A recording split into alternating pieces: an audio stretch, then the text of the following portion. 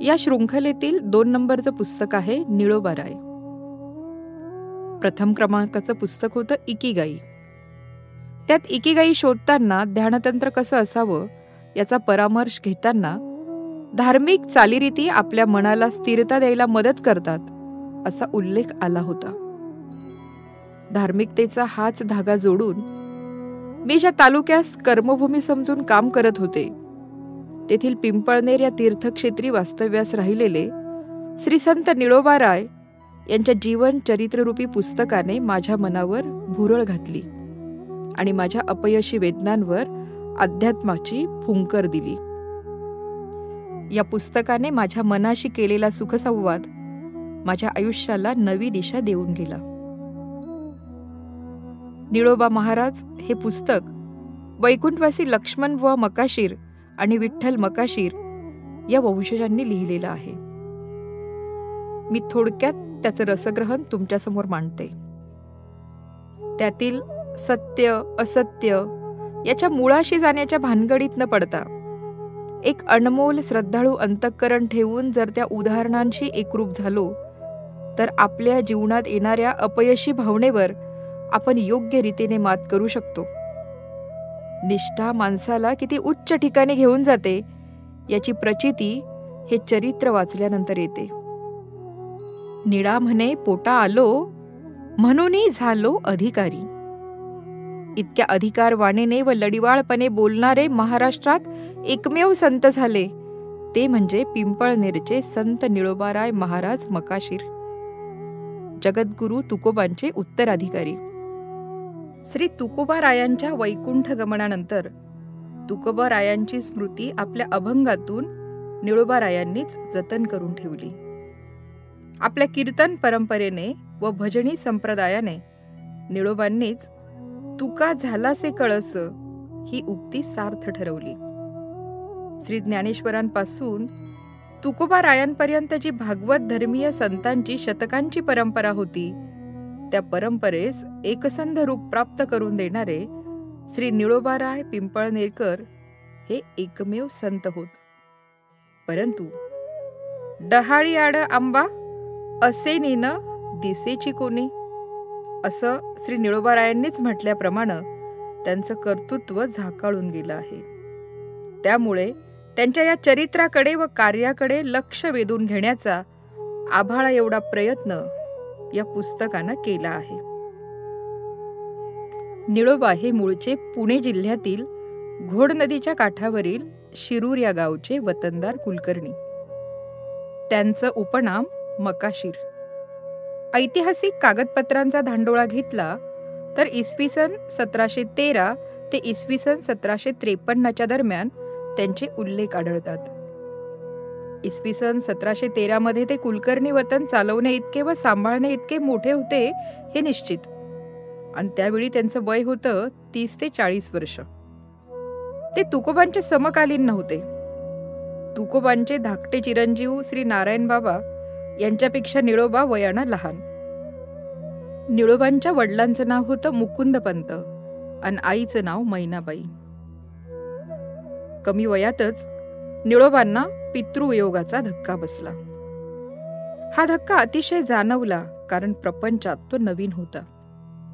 सर्वांचा संतोष कसा राखावा याचा अनुभव नव्हता. पत्नी लहान, आई दुःखी आणि आजूबाजूचे जमा होणारे लोक लोभी व मतलबी. त्यामुळे महत्वाच्या प्रसंगी आपल्याला योग्य सल्ला कोण देणार या विचारानं तो गांगरून गेला. पण अनन्य भावाने निळोबा श्री रामलिंगाला शरण गेला. श्री रामलिंग हे त्याचं कुलदैवत. तेथून पुढे अनेकांचे ऐकावे आणि साधक बाधक विचार करून मनाला जे पटेल ते करावे असा त्याने क्रम ठेवला. रामलिंगाला साक्ष ठेवून तो प्रत्येक गोष्ट करू लागला. निळोबांना पुत्ररत्न प्राप्त झाले, पण अशातच वृद्ध झालेल्या आईचे निधन झाले. निळोबा प्रचंड दुःखी झाले. वडिलांच्या निधनाच्या धक्क्यातून सावरत असतानाच मातेचंही निधन झाल्याने ते प्रचंड दुःखी कष्टी झाले. पुत्रप्राप्तीचा आनंद सुद्धा त्यांना उपभोगता आला नाही. जोशीपणाची वृत्ती आणि कुलकर्णी वतन अशा 2 जबाबदाऱ्या सांभाळून प्रपंच करणं हे अवघड काम लहान वयातच निळोबांच्या अंगावर पडलं. वडिलांच्या उपदेशाप्रमाणे निळोबांची वागणूक चोख असायची. आचारविचार शुद्ध व सात्विक होते. कोणाचाही द्वेष करणार नाहीत, कधीही खोटे बोलणार नाहीत. आलेल्या अतिथीला भोजन देणार, याचकाला दान देणार, भजन पूजन व नामचिंतनात वेळ घालवणार. त्यामुळे निळोबांचा लौकिक वाढतच होता. निळोबांची कीर्ती सर्व दूर पसरली. थोर थोर माणसं निळोबांना भेटायला येऊ लागली. निळोबांचं हे मोठेपण भाऊबंदांना पाहावेना आणि सहनही होईना, म्हणून ते निंदा करू लागले. त्यांच्याबद्दल गैरसमज पसरविण्यास सुरुवात केली. निळोबा आता संत झाला आहे असं उपरोधिक बोललं जाऊ लागलं. मग हा जर साधू संत आहे तर याला सत्ता, संपत्ती, ऐश्वर्य यांचा लोभ का? सर्व सोडून का जात नाही? अशी निंदा करू लागलेत. आणि मग अशातच एक दिवस निळोबा सकाळीच स्नान आटोपून नित्याप्रमाणे देवपूजेला बसले होते. देवपूजेला बसल्यावर मध्येच पूजेतून उठायचे नाही हा त्यांचा नियम होता आणि हे सर्वांना माहीतही होतं. निळोबांच्या विरोधकांनी ही आयतीच संधी साधली. चावडीवर सारा वसुलीचा अंमलदार आला आहे असे पाहून विरोधक त्या अधिकाऱ्याला म्हणाले, अहो, इतका उशीर झाला तरी निळोबा आपले हिशोब घेऊन तुम्हाला दाखवायला आला नाही. तुम्हाला त्याची कदरच नाही. कदाचित हिशोबातही घोटाळे असतील. अंमलदाराने निरोप पाठवूनही निळोबा येत नाही हे पाहून अंमलदाराला जरा राग आला आणि हे लोक बोलतात त्या अर्थी काहीतरी संशय सुद्धा त्या अधिकाऱ्याच्या मनात आला. म्हणून अधिकाऱ्यांनी हवालदाराच्या हाती पुन्हा निरोप पाठवला. ताबडतोब हिशोबाच्या वह्या घेऊन निळोबाला म्हणावे लगेच या. मैनाबाईंनी सांगितलं की ते पूजेला बसले आहेत, पूजा आटोपताच चावडीवर येतील. हवालदाराने चावडीवर जाऊन मैनाबाईंना सांगितलं त्याप्रमाणे वर्दी दिलीही. पण निळोबाच्या विरोधकांनी आणि भाऊबंदांनी केलेल्या बुद्धिभेदामुळे तो अधिकारी संतापला व स्वतःच उठला आणि रागारागानं त्यांच्या घरी गेला. मोठ्यानं ओरडून म्हणाला, काय रे, अरे किती वेळ तुझे भजन पूजन चालले आहे? तुला जर साधू बनायचे आहे तर हे कुलकर्ण वतन दुसऱ्या कोणाला देऊन का नाही टाकीत? वतनाचा लोभ धरून देवपूजेचं ढोंग माजवतोस. यावरून हिशोबात काही घोटाळा केलास काय? चल, याच घडीला चावडीला चल, मला सर्व हिशोब दाखव. अंमलदार अधिकाराचे देवाच्या निंदेचं बोलणं ऐकून कधीही न रागावणारा निळोबा पराकाष्ठेचा रागावला. त्या क्षणी देवाला नमस्कार करून तसाच उठला. हिशेबाचे दप्तर तयारच होते ते घेतले. टाक व दौत घेतली आणि चावडीत आला. हिशोब सर्व चोख होते. ते पाहून अधिकारी मनातून वरमला. त्याचा राग शांत झाला. सर्वजण निघून गेल्यावर निळोबा चावडीच्या समोर असलेल्या वडाच्या झाडाच्या पारावर विचार करीत एकटाच बसला. देवपूजेत नित्य उपासनेत विघ्न आल्यामुळे निळोबा खूप दुःखी कष्टी झाला. या पोटाकरता व संसाराकरता कुलकर्ण वतन करायला लागलो, पण त्यामुळे परमेश्वर दुरावला. माझ्या पूजेत व्यत्यय आला. मग जर संसारामुळे व कुलकर्ण वतनामुळे परमेश्वर दुरावणार असेल तर हा संसार आणि ते कुलकर्ण वतन नको मला. तो विचार करू लागला. त्याचं मन म्हणू लागलं, आता तरी विचार करी ध्यायी अंतरी विठ्ठला, नाही तरी व्यर्थची जाशी पुढे 84 भोगाया. योग्य वेळीच सावध झालो नाही तर परमेश्वर प्राप्ती कशी होणार? क्षणोक्षणी हाची करावा विचार, तरावया पार भव सिंधू. संसार, माया, मोह, आपतेष्ट यात अडकून पडलो तर अंतिम परमोच्च सुखाला मुकावे लागेल. काळाची ये उडी पडेल बा जेव्हा, सोडविना तेव्हा माय बाप. निळोबांनी त्या पारावर बसून खूप विचार केला. शेवटी तेथून उठले. रामलिंगाच्या मंदिरात आले.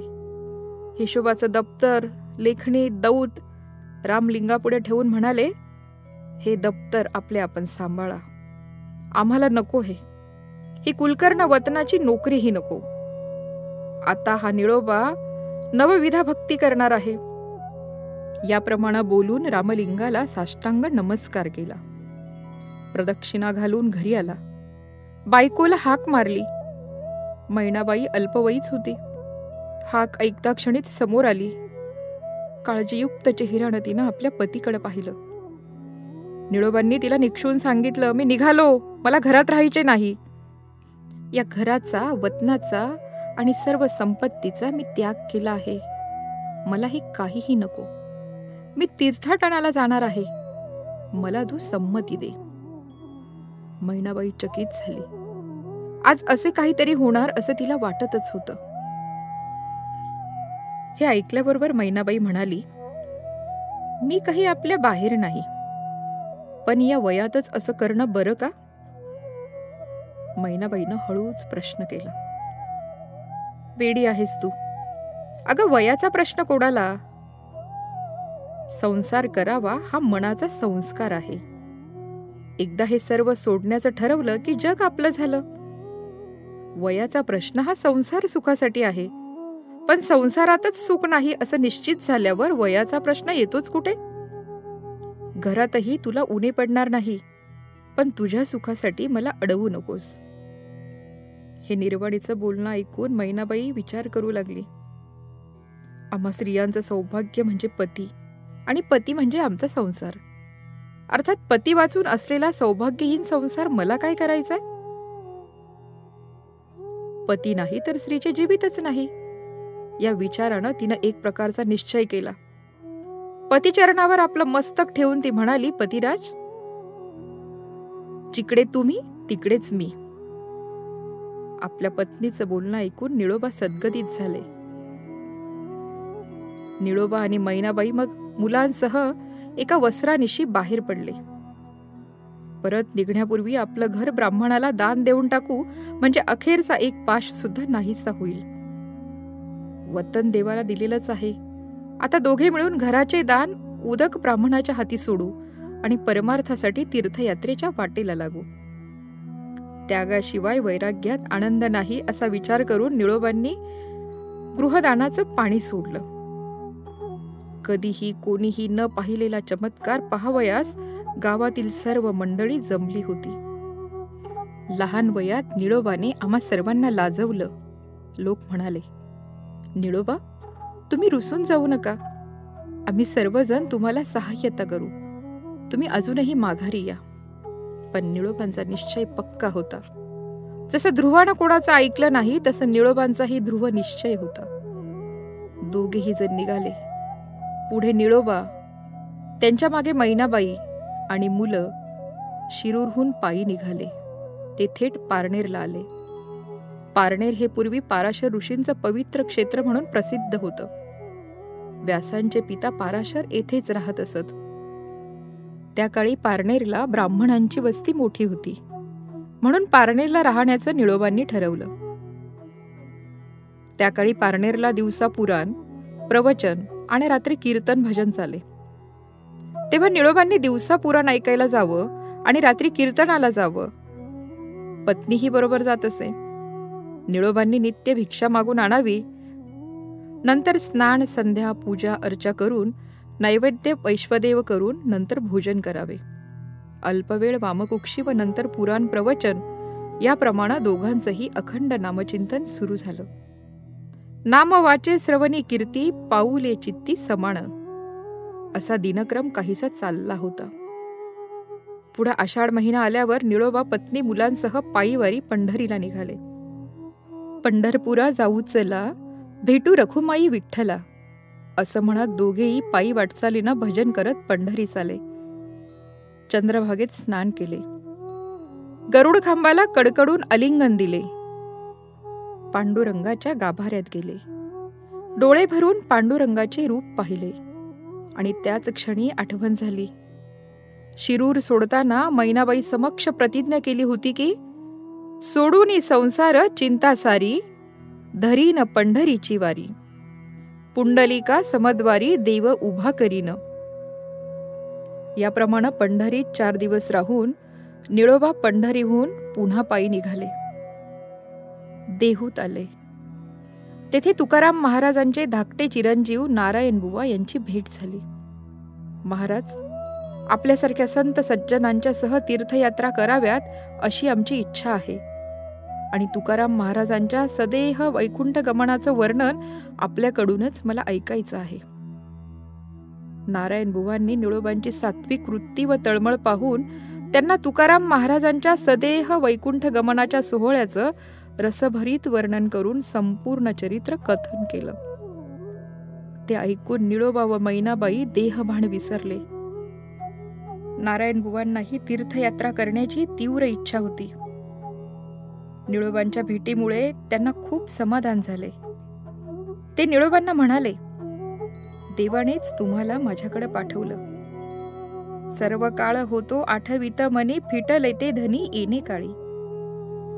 पायी चालत भजन कीर्तन वेद पुराण ब्रह्मज्ञानाच्या गोष्टी करत नारायण बुवांनी तुकाराम महाराजांचे अवतार धारणेपासून ते सदेह वैकुंठ गमनापर्यंतचे संपूर्ण चरित्र निळोबांना ऐकवलं. ते ऐकताना निळोबाराय तद्रूप झाले. त्यांच्या ध्यानी मणी बोलताना सदैव तुकारामांशिवाय दुसरं काहीच नव्हतं. हे सद्गुरुराया, तुझ्या आठवे विसरे आपण आते, तरंगाजळी घालिता जेवी होतो, अलंकार सोनेची होऊ न ठेला, निळाया परी आठवी सद्गुरूला. भावना विवश होऊन निळोबा नारायण बुवांना म्हणाले, अहो, या दीनदासावर आपण कृपा कराल काय? नारायण बुवाही तितक्याच आपुलकीनं म्हणाले, निळोबा, अहो आम्हीच काय, आमचे पिताश्री सुद्धा स्वर्गातून येऊन तुमच्यावर कृपा करतील. अशा परमोच्च आनंदाच्या वातावरणात तीर्थयात्रा करून पुन्हा पंढरपूरला आले. पांडुरंग रुक्मिणीचं दर्शन घेऊन नारायणबुवा देहूस केले आणि निळोबाराय पारनेरला आले. पण निळोबांना अहोरात्र तुकाराम महाराजांचाच ध्यास लागला. निळोबा बेभान होऊन सारखे तुकाराम तुकाराम असा जप करू लागले. तुका ध्याने तुका म्हणे, तुका दिसे जनीवनी, तुका तुका म्हणोनी निशिदिनी बोलावे. पतीची ही अवस्था पाहून मैनाबाई हतबुद्ध झाली. काय बोलावे आणि कशी समजूत घालावी हेच तिला कळेना. निळोबांनी खाणेपिणे वर्ज्य केले. एकाच अंगावर 42 दिवस पडून राहिले. सर्वांनी निळोबांना सांगितलं की निळोबा, तुकाराम महाराज वैकुंठाला जाऊन अनेक वर्ष लोटली आहेत. आता ते कधीच भेटू शकणार नाहीत. आता तरी तुम्ही हा अट्टहास सोडा. पण निळोबा कोणाचंही काहीही ऐकण्याच्या मनस्थितीत नव्हते. तुकाराम महाराजांची भेट झाल्याशिवाय आता मी इथून उठणार नाही. आता तुकाराम महाराज केव्हा भेटणार? त्यांच्या भेटीचीच आस आहे, असं म्हणून तुकाराम तुकाराम असा त्यांनी टाहो फोडला. असं 42 दिवस झाल्यावर शेवटी पांडुरंगाला राहावेना, म्हणून स्वतः पांडुरंग प्रगट झाले. निळोबाच्या जवळ जाऊन हाक मारली, निळोबा उठ. निळोबांनी डोळे अर्धवट उघडून विचारलं, कोण आहे? तेव्हा देवांनी सांगितलं, मी वैकुंठ नायक स्वतः भगवान विष्णू आलो आहे, तरी आता तू उठ. त्यावर निळोबांनी विचारलं, हे वैकुंठाधिपते, आपण इथे का आलात? इथे तुझे लागी बोलाविले कोणी, प्रार्थना वाचून आलासी का? प्रल्हादा कैवारी दैत्यासी दंडाया, स्तंभी देवराया प्रकटोनी, तैशा परी मजला बा नाही संकट, तरी का फुकट श्रम केला? निळा म्हणे आम्ही नवळखच देवा, तू कयाचा धावा करीत असे. हे वैकुंठ नायका देवा, तुला इथे कोणी बोलावलं? तुझी प्रार्थना केल्याशिवाय, तुला बोलावल्याशिवाय तू इथे का आलास? अरे, प्रल्हादाला वाचवण्यासाठी आणि दैत्यांचा नाश करण्यासाठी हे देवा तू स्तंभामधून प्रकट झाला होतास.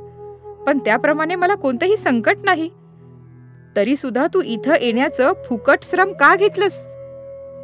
शरीरातील देव निघून गेल्यावर माणसं गारठून जातात, पण पांडुरंगाला प्रथमच गारठण्याची अवस्था इथे प्राप्त झाली. पांडुरंगाला काय बोलावे तेच कळेना. अहो, स्पष्ट सांगितलं की मी तुला ओळखतच नाही. काय धाडस आहे?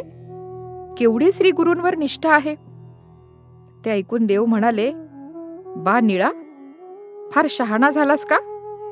मी तुला प्रत्यक्ष दर्शन देतोय आणि तुला कळत नाही का की तुका आणि मी एकच आहोत, दोन नाहीत? ही साधी गोष्ट तुला कळत नाही? पांडुरंगाला वाटले कसे निळोबारायाला गप्प केले. पण निळोबाराय हे जगद्गुरु तुकोबारायांचे शिष्य. निळोबाराय म्हणाले, अहो देवा, तुम्ही आणि तुकोबा जर दोन नाहीत, तर तुम्ही तुकाराम महाराजांच्या रूपात का भेटत नाहीत मला? स्वामींच्याच रूपात मला दर्शन द्या. निळोबारायांची तुकोबारायांवरील एकनिष्ठ भक्ती पाहून पांडुरंग सद्गदित झाले. निळोबाच्या डोक्यावर हात फिरवला आणि पुन्हा हाक मारली, बा निळोबा. निळोबाराय डोळे उघडून पाहतो तर काय, समोर साक्षात तुकाबाराय उभे. निळोबारायांनी लगेच त्यांचे पाय धरले. तुकोबारायांचं दर्शन झाल्यावर ते आपलं अस्तित्व विसरले. स्वामींना आलिंगन दिलं. तुकोबांनीही डोक्यावर कृपाहस्त ठेवला. येऊनिया कृपावंते तुकया स्वामी सद्गुरुनाथे, हात ठेविला मस्तकी देऊनी प्रसाद केले सुखी. माझी वाढवली मती गुण वर्णावया स्फूर्ती, निळा म्हणे मी बोलता दिसे परी हे त्याची सत्ता.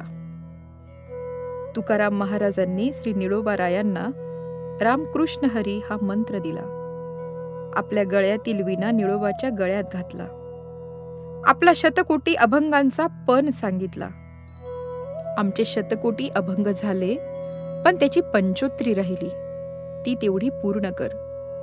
नाम महिमा प्रगट कर. समाजाला भक्ती मार्गाला लाव. असे म्हणून तुकोबांनी निळोबाच्या कपाळी बुक्का लावला. गळ्यात तुळशीची माळ घातली आणि सांगितले, निळोबा, पुन्हा असा हट्ट मात्र करू नकोस. मी सदैव तुझ्याच जवळ आहे. असं म्हणून पुन्हा वैकुंठाला निघून गेले.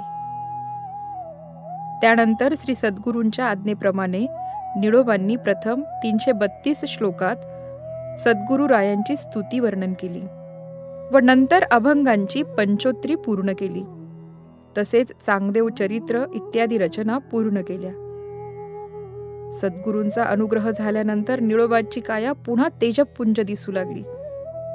निळोबा पारनेरला नागेश्वर मंदिराशेजारीच एका वाड्यामध्ये राहू लागले. त्यांना अनुग्रह देण्यासाठी वैकुंठाहून तुकाराम महाराज पुन्हा आले. ही वार्ता सर्वत्र पसरली आणि निळोबारायांची कीर्ती वाढू लागली. अनेक साधू पुरुष व थोर मंडळी त्यांच्या दर्शनाला येऊ लागली. वेदांत विषयावर जिज्ञासू आणि थोर सज्जनांबरोबर चर्चा चालू झाल्या. अयाचित वृत्तीने मिळेल त्यात संतोष मानून मुले व पत्नी आनंदाने काळ कंठत होती. त्यांच्या पुराण प्रवचनाला प्रचंड गर्दी होऊ लागली.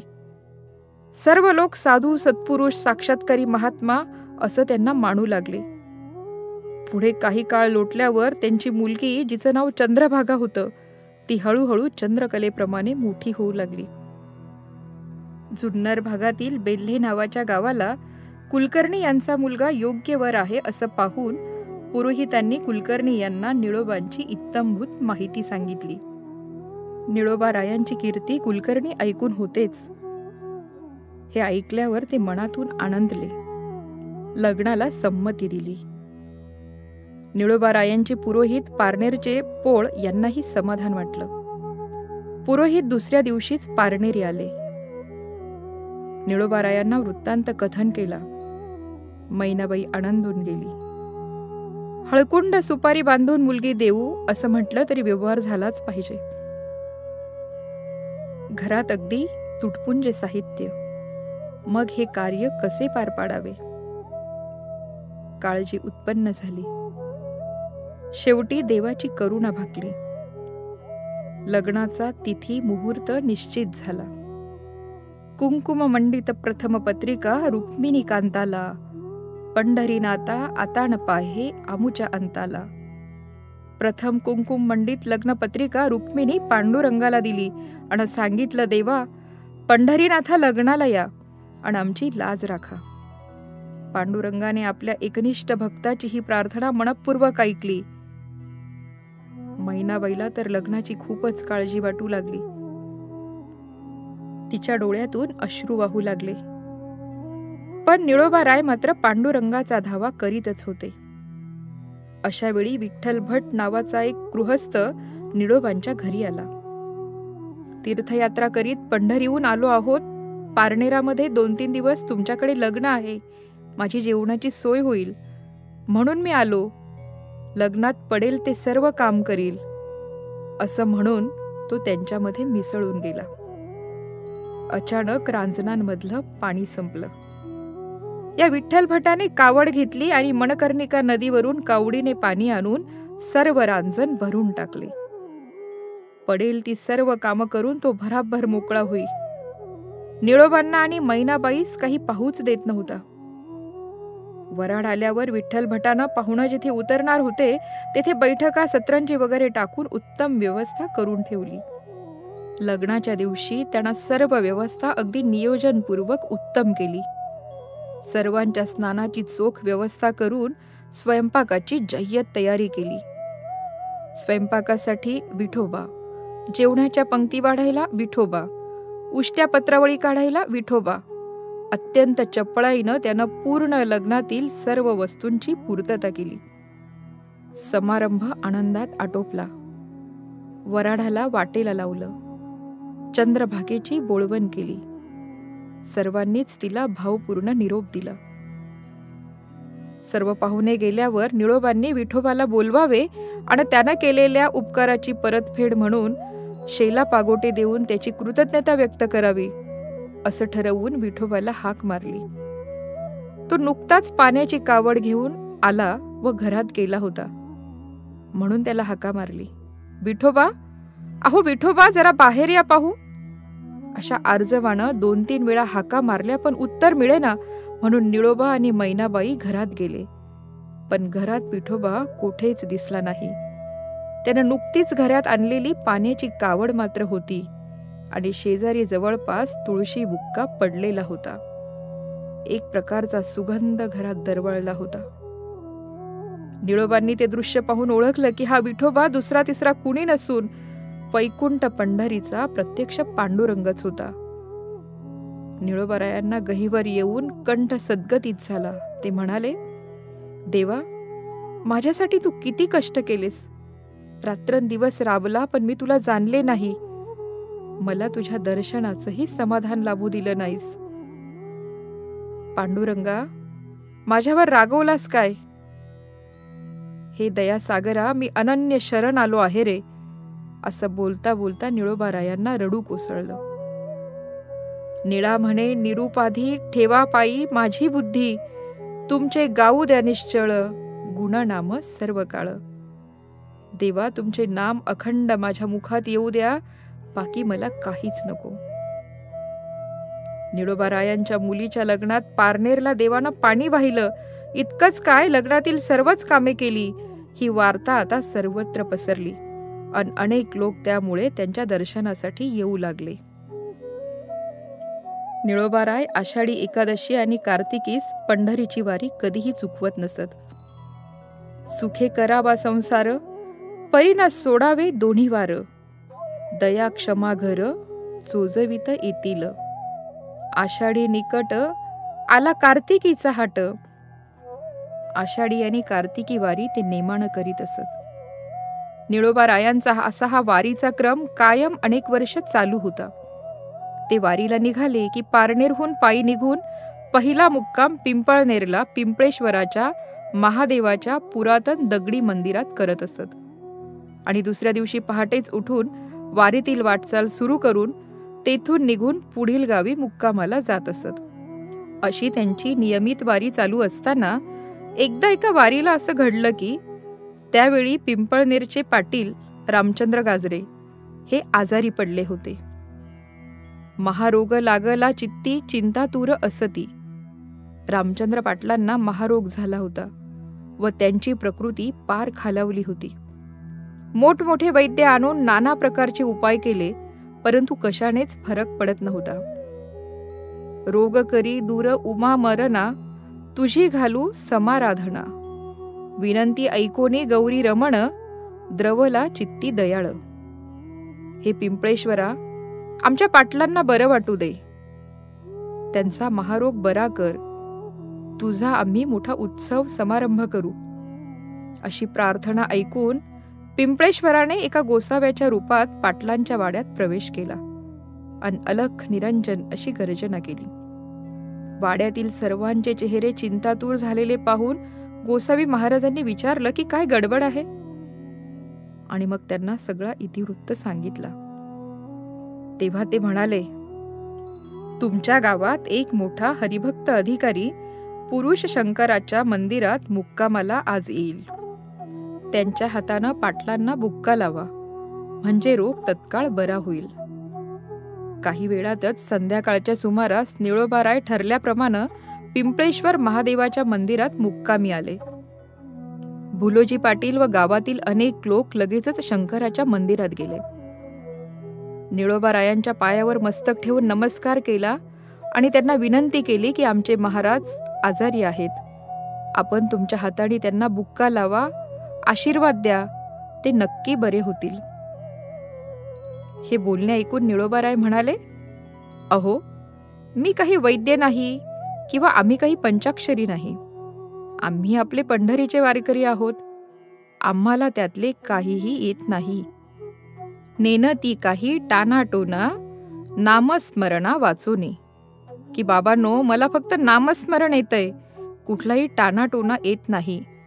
पण त्यावर भुलोजी पाटील म्हणाले की हे काही नाही महाराज, आपले पाय आमचे घरी लागावेत असा आमचा हेतू आहे. आपला कृपाहस्त आमच्या वडिलांच्या मस्तकी ठेवा म्हणजे झालं. अशी प्रार्थना ऐकताच निळोबाराय उठले आणि पाटलांच्या घरी पोहोचले. त्यांच्या जवळ जाऊन बसले, कपाळी बुक्का लावला आणि मस्तकावर हात ठेवून म्हणाले, लावून या हात कुरवाळीला माथा, सांगितले चिंता न करावी. काही काळजी करू नका, पांडुरंग आपणास आराम देईल. असं म्हणून निळोबाराय महादेव मंदिरात आले. मध्यरात्रीपर्यंत तेथे कीर्तन झालं. निळोबारायांची कीर्ती इकडेही पसरलेली होती, त्यामुळे कीर्तनाला मोठी गर्दी झाली होती. कीर्तन संपल्यावर खिरापत प्रसाद घेऊन लोक घरी गेले. निळोबारायांनी रात्री विश्रांती घेऊन सूर्योदय होताच लोकांचा निरोप घेऊन पंढरीच्या वारीस रवाना झाले. जावे पंढरीसी आवडे मनासी, कधी एकादशी आषाढीये. 4 दिवसातच रामचंद्र पाटील हिंडू फिरू लागले. त्यांची व्याधी दूर झाली. भुलोजींनी घडलेला वृत्तांत आपल्या वडिलांना सांगितला. त्यावर रामचंद्र पाटील म्हणाले, मला ज्यांनी वाचवले ते यापुढे पिंपळनेरलाच राहतील. आता या गावातच त्या साधू पुरुषाला ठेवून घ्यायचे. भुलोजींच्या मनातही तसेच होते.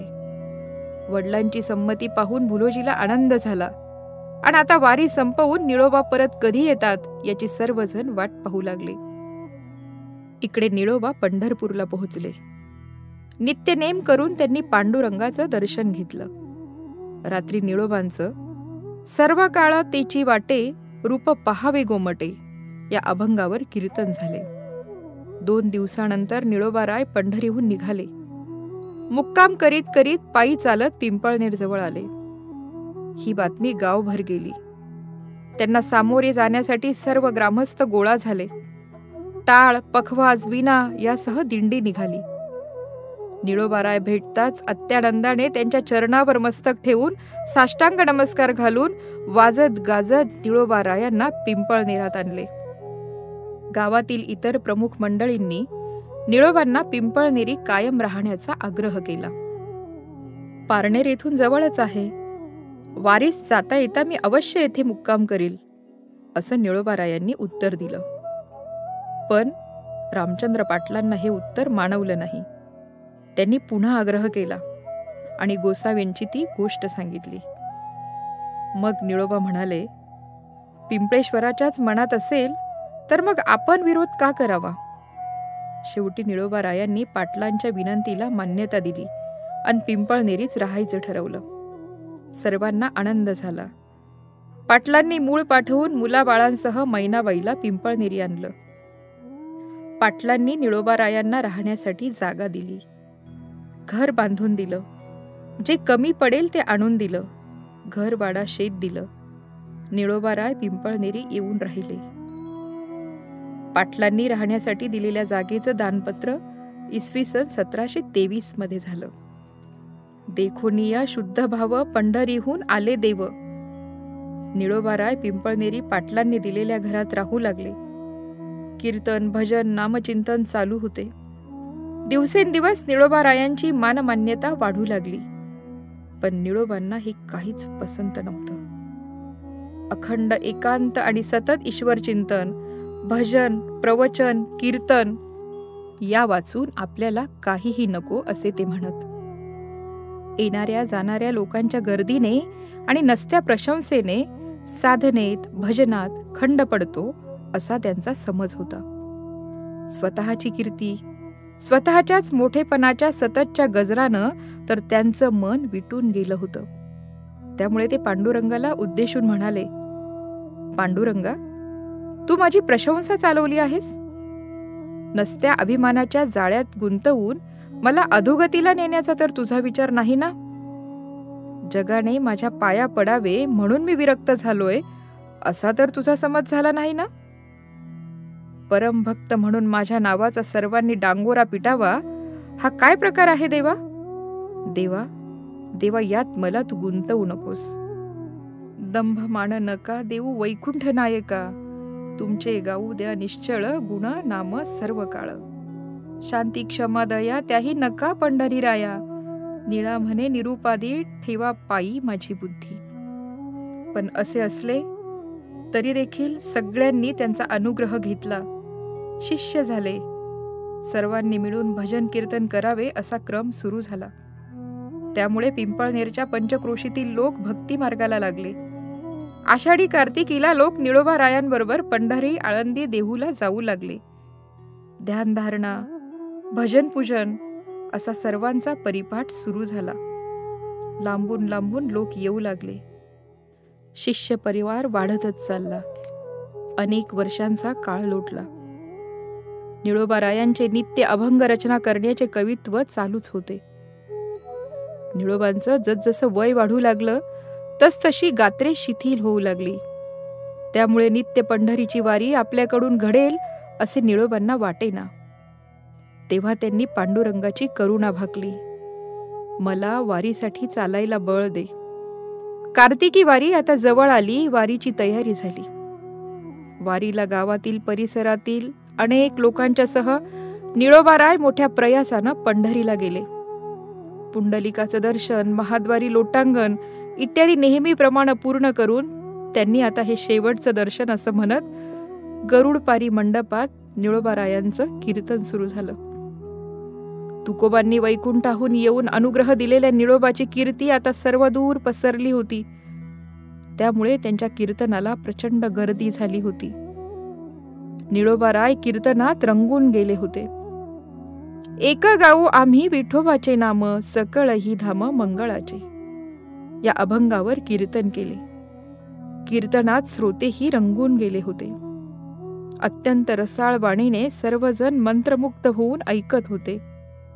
अनेकांच्या नेत्रातून अश्रू वाहत होते.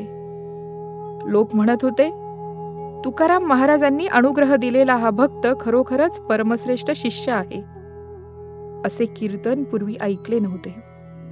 कीर्तनातील निरूपणात अनेक संतांच्या कथा आल्यामुळे जगद्गुरु तुकोबारायांचे मोठेपण तर निळोबांनी असे वर्णन केले की सर्वांची अंतःकरणं हेलावली. कीर्तन संपताच कासेगावचे सखोपंत नावाचे एक सद्गृहस्थ एकदम उठून निळोबारायांच्या पायावर जाऊन पडले. मला अनुग्रह देऊन पावन करा असे म्हणू लागले. त्यांची तीव्र इच्छा पाहून त्यांनी त्यांना अनुग्रहही दिला. पंढरीमधील सोहळा पौर्णिमेपर्यंत झाल्यावर आता पांडुरंगाचा निरोप घेऊन परत निघण्याची वेळ झाली. निळोबाराय पांडुरंगाच्या मंदिरात जाऊन नमस्कार करून पांडुरंगाला म्हणाले, देवा, आता माझी आठवण ठेवून माझा सांभाळ कर. मनाने वाचेने मी तुझ्या जवळच आहे, तरी पण देहाने मी दूरच राहणार. त्यामुळे तुझं दर्शन, चंद्रभागेचं स्नान, पुंडलिकाची भेट एक प्रकारे मला आता अंतरणारच. कारण आता चालवत नाही रे. देह दुबळा होत चाललाय.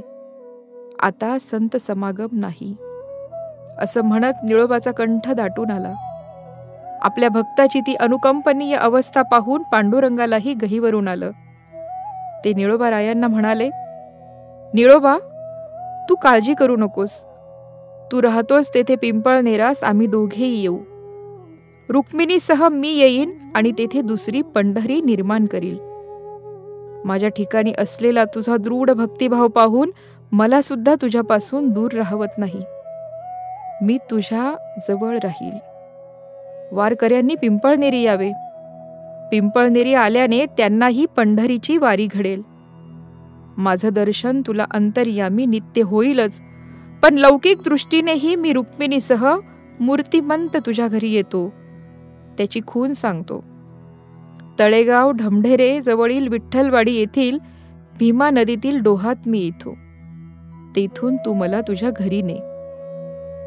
आणि अगदी तसेच झाले. साक्षात्कार आणि चमत्कार पाहून सर्व मंडळी आनंदाने बेहोश होऊन कोठेही न थांबता नाचत नाचत देव पालखी घेऊन पिंपळनेरला गेलीत. गावोगावी ही वार्ता पोहोचली.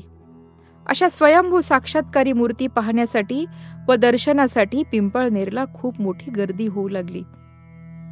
पिंपळनेरी मूर्ती आणल्यावर निळोबांसह ब्राह्मण मंडळींनी महापूजा केली आणि 4 दिवस मोठा उत्सव केला. रोज रात्री निळोबारायांनी कीर्तनं केली. तेव्हा निळोबाराय अभंगातून म्हणतात, देवा पूर्ण केला पूर्ण केला पूर्ण केला मनोरथ, पूर्ण केला पूर्ण केला पूर्ण केला मनोरथ, घरा आले घरा आले घरा आले कृपाळ, सांभाळिले सांभाळिले सांभाळिले अनाथा, केला निळा केला निळा केला निळा पावन. पिंपळनेरी उत्सव चालू असताना स्वतः रामचंद्र पाटील, भुलोजी पाटील आणि गावातील सर्व जाती धर्म पंथ कोणताही भेद न ठेवता उत्साही झाले होते, सहभागी झाले होते. परगावाहून आलेल्या व उत्सवातील सर्वांनाच पक्वान्नाचं भोजन दिलं जात होतं. रात्रंदिवस भजन कीर्तन चालू होतं. प्रति पंढरपूर तयार झालं तेव्हा निळोबांनी अभंग म्हटला. मिळूनी नरनारी बाळा पहा वैकुंठ सोहळा, टाळ मृदुंग वाजती संत वैष्णव नाचती, देव म्हणे सिंहासनी सन्मुख कर्कटे ठेवूनी, निळा म्हणे पिंपळनेर निळा म्हणे पिंपळनेर दुजे केले पंढरपूर. देव घरी आल्या प्रित्यर्थ निळोबारायांनी मुद्दाम अभंग रचना केली. देवा घरा आला भक्ती सन्माने पूजिला, निळा म्हणे ब्रह्मानंदे नाचती उभयंता आनंदे. पिंपळनेर हे दुसरे पंढरपूर झाल्यामुळे पिंपळनेरला वारीसाठी लोक येऊ लागले. आषाढी वारी आणि कार्तिकी वारीच्या वेळी प्रचंड गर्दी होऊ लागली. तेव्हापासून निळोबारायांनी आषाढी व कार्तिकी एकादशी उत्सव सुरू केला. निळोबारायांची कीर्ती आता दिवसेंदिवस अजूनच वाढत होती. लोक लांबून लांबून त्यांना भेटायला आणि स्वयंभू पांडुरंगाचे दर्शन घ्यायला येत होते. देवासाठी स्वतंत्र जागा असावी व मंदिर बांधावे असा मनोदय निळोबांनी आपले शिष्य सखोपंत व गाजरे पाटील यांच्याजवळ बोलून दाखवला. त्यावर सखोपंत म्हणाले, आपले असंख्य शिष्य आहेत, आपण भव्य मंदिर तयार करू, पण पैसे मागणं बरं नव्ह, असं निळोबाराय म्हणाले. रामचंद्र पाटलांनी मंदिरासाठी जागा दिली आणि निळोबारायांच्या वाड्याला लागूनच अजून मोठी जागा देण्याचं ठरवलं. इतक्यात नगरहून निळोबारायांच्या एका शिष्याचं आग्रहाचं बोलावणं आलं. त्यामुळे घरातील सर्व जबाबदारी सोपवून ते नगरला निघाले. तिथे त्यांच्या दर्शनाला प्रचंड गर्दी लोटली. तेथील शिष्यमंडळींनी दररोज कीर्तनाचा कार्यक्रम ठरवला. त्याप्रमाणे रात्री कीर्तन सुरू झालं. त्यावेळी नगरला मुस्लिम बादशहाची सत्ता होती. त्यामुळे मध्यरात्रीनंतर कीर्तन असो वा भजन ते बंद करावे व सर्वांनी आपापल्या घरी जावे असा कडक दंडक होता. मध्यरात्रीनंतर जर कोणी बाहेर दिसला तर त्याला गस्त घालणारे पकडून नेत असत. कोतवालाची या बाबतीत करडी नजर होती. निळोबारायांच्या कीर्तनाला असा काही रंग भरला की मध्यरात्र होऊन गेल्याचे कोणाच्याही लक्षात आले नाही. कोतवाल ताबडतोब आला आणि त्याने निळोबांचं कीर्तन बंद केलं. लोकांना सक्तीनं आपापल्या घरी जाण्यास सांगून व निळोबारायांनाही ताकीद देऊन कोतवाल निघून गेला. निळोबाराय मनातून फार दुःखी झाले. कीर्तनाचा बेरंग झालेला पांडुरंगा, तुला कसा सहन झाला, असं म्हणत ते खेद करू लागले. आपल्या भक्ताचे दुःख देवाला कसे सहन होणार? कोतवाल ताकीद देऊन निश्चिंत मनाने गेला खरा, पण ज्या ठिकाणी कीर्तन चालू होते त्या ठिकाणी टाळ मृदुंगांचा अभंग म्हटल्याचा आवाज आणि विठ्ठल नामाचा गजर चालू आहे असेच त्याला ऐकू येऊ लागले. तो कोतवाल परत त्या ठिकाणी गेला, पण तेथे कोणीच नव्हतं.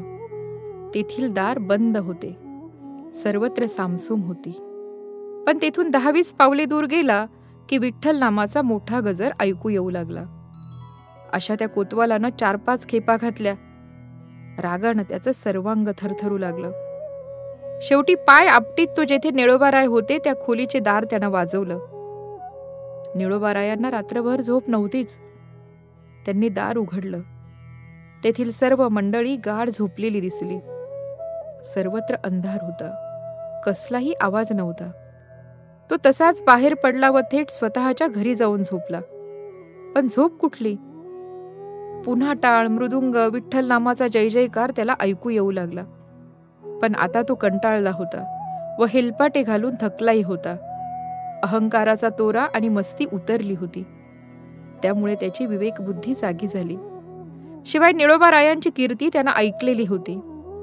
त्यांच्या देवाचाच हा प्रताप असावा हे त्यानं ओळखलं आणि मनात म्हणू लागला की आपण एका भक्ताला व्यर्थ त्रास दिला, त्याचं कीर्तन आपण बंद केलं, हे बरं नाही झालं. त्याला पश्चाताप झाला. शेवटी पहाटेच्या प्रहरी तो निळोबारायांकडे आला.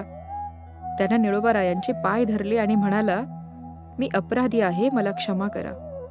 यापुढे तुमच्या कीर्तनाचा मी कधीही रसभंग होऊ देणार नाही. तुम्ही खुशाल रात्री कितीही वेळ कीर्तन भजन करीत राहा. निळोबारायांचे अंतःकरण लोण्याप्रमाणे मृदू असल्यामुळे त्यांनी त्याच्या अंगावरून प्रेमानं हात फिरवला आणि तुम्ही आता जा, फार श्रमला आहात, खुशाल काही वेळ झोपा असं म्हणाले. असं म्हणताच निळोबारायांनी क्षमा केली हे पाहून तो आनंदाने घरी जाऊन झोपला. नंतर तो टाळ पखवाजांचा आवाज आला नाही. पण निळोबाराय मात्र देवानं केलेलं ते कौतुक जाणून गहिवरले. पांडुरंगाला यापुढे असे माझ्यासाठी श्रम पडू द्यायचे नाहीत असेही त्यांनी ठरवलं. सांगेन खुनपरी हे नकळे, बुडता डोळे बुद्धीचे. पुढे देवासाठी मंदिराचं काम त्यांनी पूर्ण केलं. रामचंद्र पाटलांनी दिलेली जागा आणि पांडुरंगाच्या रूपात आलेला विठ्ठल नाईक हा सावकार यांच्या मदतीने त्यांनी मंदिराचं काम पूर्ण केलं. मंदिर पूर्ण झाल्यापासून सावकाराची भेटच झाली नाही, म्हणून पंढरपूरला त्यांच्या दुकानाच्या पत्त्यावर श्री विठ्ठल नाईक सावकार या नावानं अगत्य येण्याचं करावं असं आग्रह करणारं पत्र त्यांनी पाठवलं. ठरल्याप्रमाणे पूजा अर्चा होम हवन प्राणप्रतिष्ठा सर्व कार्यक्रम व सर्व विधी यथासांग पार पडले. मोठा भंडारा झाला. तरीही विठ्ठल नाईक हे सावकार आलेच नाहीत. पंढरीत राहणारे वारकरी व काही कीर्तनकार मंडळी मात्र आलेली होती. त्यांच्याकडे विठ्ठल नाईक या सावकाराची चौकशी केली तेव्हा समजलं की पंढरपुरात असा विठ्ठल नाईक नावाचा कोणताही सावकार नाही. निळोबाराय आश्चर्यचकित झाले. लग्न समारंभातील विठ्ठल भटांप्रमाणेच हे सुद्धा पांडुरंगानेच कौतुक केले नसेल ना, अशी शंकाही त्यांच्या मनात आली. म्हणून निळोबाराय गाभाऱ्यात गेले तर तेथे पांडुरंगाच्या मूर्तीच्या पायाशी नाईक सावकाराचं दप्तर दिसलं.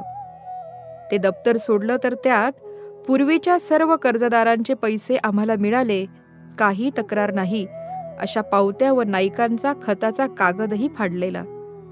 याचा अर्थ सर्व पैसे मिळाले. त्यामुळे केलेला खताचा कागद फाडून टाकलेल्या अवस्थेत आढळला. देवाची ही विचित्र लीला पाहून निळोबारायांच्या नेत्रातून अश्रू आले. पांडुरंगाच्या चरणावर मस्तक ठेवून चरण घट्ट धरले. तेथे जमलेल्या सर्व भक्तांचे हृदयही भरून आले.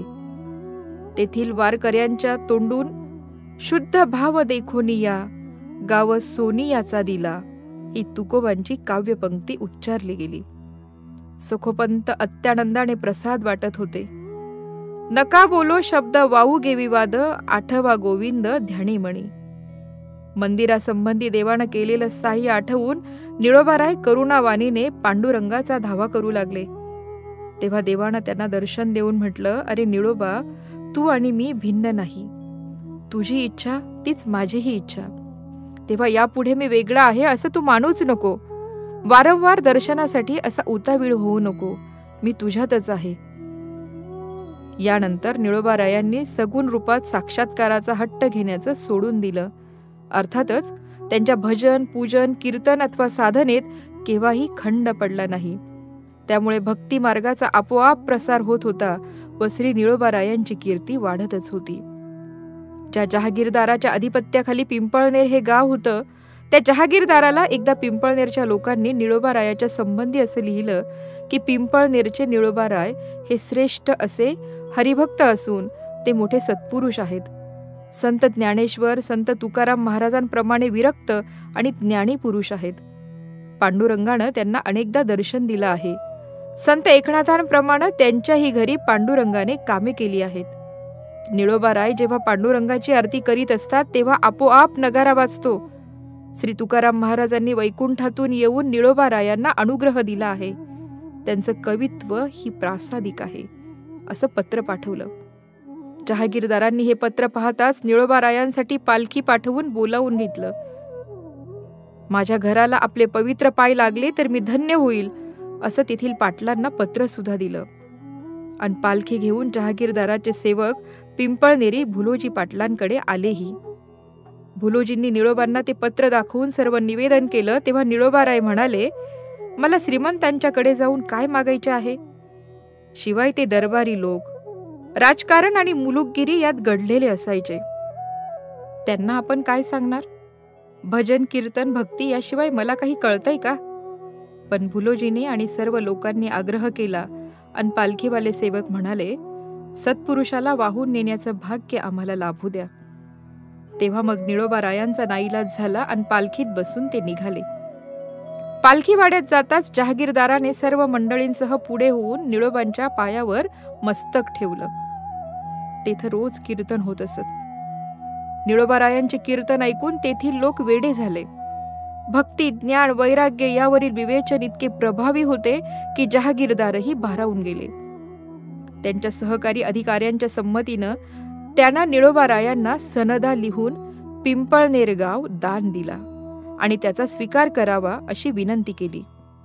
निळोबाराय म्हणाले, आम्ही विरक्त, भजन पूजन करून नामचिंतनात काळ घालवावा असा आमचा नित्यक्रम. यात अडथळा येऊ नये म्हणून तर आम्ही शिरूरचे वतन देवाला अर्पण केले. असे असताना परत ही उपाधी आम्हाला कशाला? जहागीरदार विठ्ठलराव यांनी निळोबारायांना आग्रह करून सुद्धा ते मान्य करत नाहीत हे पाहून भुलोजी पाटील सर्व कारभार पाहतील, ते तुमचेच शिष्य आहेत असे सांगून भुलोजींना ते म्हणाले, भुलोजी, तुम्ही पिंपळनेर गावाचा महसूल गोळा करून तो निळोबारायांना द्यावा आणि त्यातून देवाचा उत्सव चालवावा. अशा पद्धतीनं दानविधी झाल्यावर निळोबारायांची पालखीतून पुन्हा पिंपळनेरला रवानगी केली. परंतु निळोबारायांना ही उपाधी नको होती. म्हणूनच एक वर्षभरच ही सनद सांभाळली आणि वर्षानंतर ही सनद परत जहागीरदारांना नेऊन दिली. माझ्या उपासनेत अडथळा नको म्हणून ही सनद मी आपणास विनम्रपणे परत करत आहेत असं कळवलं. जहागीरदारांना निळोबांचा विरक्तपणा पाहून आश्चर्य वाटलं. आपल्या मागची ही उपाधी गेल्यानं निळोबारायांना डोक्यावरचे ओझे उतरल्याचं समाधान होऊन अधिक उत्साहाने अभंग रचना करण्यात ते मग्न होऊ लागले. शिष्य समुदायही वाढत चालला होता. त्या निमित्तानं निरनिराळ्या गावी प्रवास होऊ लागला. संप्रदायही वाढत चालला होता. खोकर, भोकर, कोपरगाव, साताळ, पाथर्डी वगैरे प्रवरा नदीच्या तीरावरील गावातही त्यांचा शिष्य संप्रदाय बराच वाढला होता. एकदा खोकर गावात निळोबाराय गेले होते. तेथे अनेक शिष्य जमा झाले व कीर्तन सप्ताह करण्याचं ठरवलं. त्यामुळे तुकोबारायांच्या अभंग व ज्ञानेश्वरी चांगल्या प्रकारे कळेल, कारण निळोबाराय संत वाङ्मयाचा आपल्या कीर्तनात भरपूर उपयोग करीत असत. खोकर गावातील सप्ताह सुरू झाला. कीर्तनासाठी भरपूर गर्दी होऊ लागली.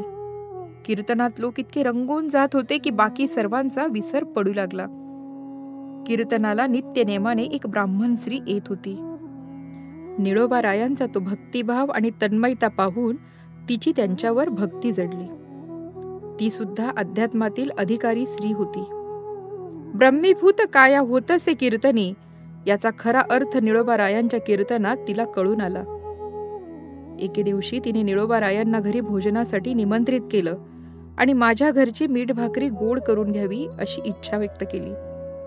ती बाई म्हणाली, उदयीक माझी या घरासी, तुम्ही यावे भोजनासी. सर्वांस न्यावे हे मानसी, परी मी दरिद्री द्रव्यहीन. महाराज, माझ्या घरी उद्या आपण जेवायला या. शिष्यांसह तुम्हा सर्वांना जेवायला बोलवावे अशी इच्छा होती, पण माझी तितकी ऐपत नाही. आणि येले भिक्षेचे पीठ, ते तुम्हासी घालावी भाकर मीठ. यावे एकले एकटे, पक्ष कनिष्ठ आहे माझा. तसा बाईचा सहस्र ब्राह्मण भोजनाचा नवस होता, परंतु ऐश्वर्य असताना सवड झाली नाही आणि पुढे गरिबी आल्यावर ऐपत नाही. नवस तसाच राहिला. पुढे त्या घरातील सर्वजणांचे निधन झाले व ही बाई एकटीच राहिली. बाईच्या मनात पक्का निश्चय ठरला की सहस्र भोजनाचा वडिलांचा नवस असला तरी तो आपण पूर्ण करू. बाईंचा शुद्ध भाव पाहून निळोबारायांनी हे निमंत्रण स्वीकारलं. बाईंना फार आनंद झाला. तिनं सामानाची तयारी केली. गरिबी असली तरी तिने कणिक, तांदूळ, डाळ, गूळ, उत्तम साजूक तूप, दही वगैरे काही भिक्षा मागून, काही उधार, काही उसनं आणलं. मनातून तीव्र इच्छा असल्यावर काय कमी पडणार. सकाळीच स्वामींना बोलवून आणलं. महाराज, पांडुरंगाला नैवेद्य समर्पण करा आणि देवाला सांगा, गरिबाची मीठ भाकरी आहे ती गोड मानून घ्या. ते ऐकून निळोबाराय म्हणाले, अहो बाई, जर अशी मीठ भाकरी रोज मिळाली तर आमचा पांडुरंग पुष्ट होईल आणि मग बळेच ढकलला तरी जाणार नाही. देव म्हणे माझे पुरत असे कोड, संगती या गोड वैष्णवांचे. आणि अखेरीस या दीनदासीवर केवढी मोठी कृपा झाली. तिचं सहस्र ब्राह्मण भोजनाचं स्वप्न पूर्ण झालं. कोण पुण्य फळा आले, आजी देखील पाऊले, ऐसे नेनो नारायणा, संती सांभाळिले दिना. अवघा टाकोनी या धंदा, या रे गोविंदा सांगतो. ईश्वराचं सर्वव्यापी स्वरूप आणि त्याचे कार्य जाणण्याची तळमळ ज्याला असेल त्याला मोहाची बाधा मुळी होणारच नाही. कारण देव सर्वत्र भरलेला आहे आणि जीवमात्रांच्या कल्याणासाठीच त्याचं कार्य असतं. कोणत्याही बऱ्या वाईट गोष्टी घडण्यामागे ईश्वरी संकेत असतो. तो हेतू प्रारंभी कळून येत नाही. हर्ष, खेद हे कळतेपणाचे धर्म आहेत. षड्विकारांचे मूळही यातच आहे. यालाच अज्ञान किंवा माया म्हणतात. देवाचं दर्शन होणं म्हणजे अखंड समाधान. असं दर्शन सद्गुरु कृपेनेच होतं. गुरुभक्तीमुळे गुरुकृपा होते. हे निळोबारायांचे कीर्तनातून नित्य निरूपण चालू असताना तिसऱ्या प्रहरी एक मनुष्य धावत धावत येऊन निळोबारायांना म्हणाला, महाराज, नजीकच्या जंगलातून अतिशय चपळ, अत्यंत देखणी आणि अत्यंत दिव्य अंगकांती असलेले 3 हरणे वायूच्या वेगाने या देवळाकडे येत आहेत. त्यांचा हा निरोप ऐकून निळोबारायांनी सर्व श्रोत्यांना सांगितलं, आताच माझ्या सांगण्याचे प्रत्यंतर पहा. आणि ते उठले. सर्वांना कळवा की हरणांना कसलीही कोणतीही इजा करू नका आणि ती हरणे काय करतात ते पहा. असे सांगून निळोबाराय मंदिराच्या दाराशी हात जोडून उभे राहिले. सर्व मंडळींना नवल वाटून रस्त्याच्या दोन्ही कडेने दोन्ही बाजूंना उभी राहिलीत. गावातील लोकही आपल्या घरांच्या दारातच शांत उभे राहून पाहत होते. गावातील कुत्रे मात्र आपल्या स्वभाव धर्मानुसार जोरजोरात भुंकत होते, पण वेगात पळत येणाऱ्या त्या हरणांच्या जवळ जाण्याचं धाडस करीत नव्हते. ती वेगानं पळत आलेली हरणे पांडुरंगाच्या मंदिराच्या द्वाराजवळ आली. निळोबारायांनी त्या तिघांना साष्टांग नमस्कार केला. त्या हरणांनी एकदाच निळोबारायांकडे पाहिलं आणि थेट देवळात ती हरणे गेली. देवदर्शन घेऊन आली आणि त्याच वेगानं परत जंगलाकडे पळत जाता जाता दूर जाताच अदृश्यही झाली. रात्री निळोबारायांनी कीर्तनातून तो विषय घेऊन निरूपण केले. बहुरूपी हा एकला, नाना कारे नटे नटला. हा अभंग निरूपणासाठी घेतला आणि आज आलेली हरणे म्हणजे हरी, हर आणि ब्रह्मा हे त्रिदेवच पांडुरंगाचं दर्शन घेऊन गेले हे सर्वांना पटवून दिलं. आपण सर्वानुभूती परमेश्वर मानून जर वर्तणूक केली तर सहज चित्तशुद्धी होते हे निळोबारायांनी लोकांना सप्रमाण पटवून दिले. उपदेशामुळे अनेकांचा साधन मार्ग सुलभ झाला. अशा या निळोबारायांचे सद्गुरू श्री संत तुकोबाराय यांचे वैकुंठ गमन फाल्गुन वद्य द्वितीयेला देहू येथे झालं. आणि तुकोबारायांचे हे परम शिष्य निळोबाराय यांचा सुद्धा समाधी दिन किंवा निर्वाण दिन हा फाल्गुन वद्य द्वितीयेलाच झाला. गुरु शिष्यांचा समाधी दिवस एकच असल्याने वारकरी संप्रदायातील तमाम वारकरी बंधूंना देहूची वारी करून त्याच दिवशी निळोबारायांच्या वारीला पिंपळनेरी येणं शक्य होणार नाही. म्हणून निळोबारायांच्या नातवाच्या म्हणजे मुकुंद पंतांच्या काळापासूनच निळोबाराय यात्रेबद्दल सर्व वारकरी, संत मंडळी, फडकरी व दिंडी चालक यांच्या संमतीने असं ठरवण्यात आलं की निळोबारायांची यात्रा फाल्गुन वद्य द्वितीयेला न घेता फाल्गुन शुद्ध द्वितीयेला 15 दिवस आधी भरवण्यात यावी. म्हणजे सर्व वारकरी समाजास निळोबारायांची वारी घडेल व फाल्गुन वद्य द्वितीयेला सर्वांना देहूलाही जाता येईल. म्हणजे देहूंची, तुकोबांची सुद्धा वारी करता येईल. असं पूर्वीच ठरलेलं असल्याने निळोबाराय पुण्यतिथीनिमित्त फाल्गुन महिन्यातील पहिले 3 दिवस फाल्गुन शुद्ध प्रतिपदा, द्वितीया व तृतीया असा 3 दिवसांचा यात्रोत्सव पिंपळनेरला साजरा केला जातो. त्यामुळे सर्व वारकरी समाजाला पिंपळनेरी निळोबारायांची वारी करून 15 दिवसांनी जगद्गुरू तुकोबारायांच्या बीजेला देहूला जाता येतं. गुरु शिष्यांची दोन्हीकडील वारी पूर्ण होते. ही परंपरा आजपर्यंत चालू आहे.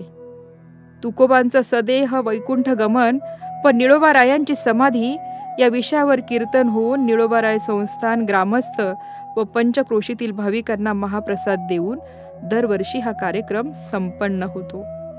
शेवटी निळोबारायांच्याच अभंगाने आपण शेवट करूया.